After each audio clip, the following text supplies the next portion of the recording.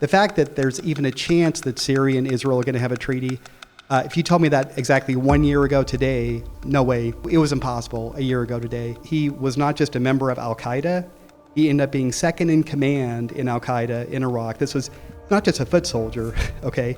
This is just a kid with no name, no reputation, worked his way up in about a year to be second in command to al-Qaeda. He's one of the original founding members of ISIS. You won't see that in most news sources because they say, oh, he was kind of involved with ISIS. He was one of the founding members. He was the founder of al-Nusra, who the people in the Middle East, a lot of them say al-Nusra was even worse than ISIS. They get very hush when you talk about al-Nusra. Syrian sources say the U.S. is pushing for a security agreement to be reached between Syria and Israel.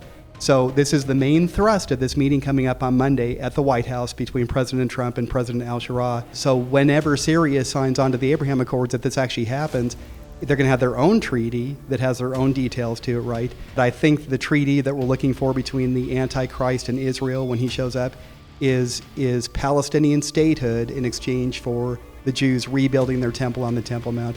Nothing comes close to being as great a symbol of nationalism than the Holy Temple. I mean, no country on earth has something, that's even close to that, right? U.S. President Donald Trump will host Syrian President Ahmad al-Sharaa for talks, a first ever visit by a Syrian president to the White House. This is the first time a Syrian president has ever visited the White House, a Syrian leader. And I thought, has a jihadist ever visited with the president at the White House? Good question, right?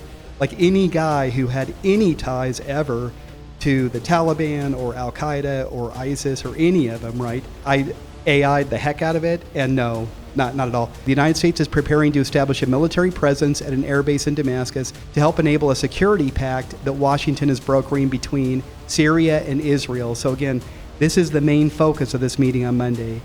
We've got to start shoring up relations between Syria and Israel. This is end time stuff, I'm telling you. Crazy.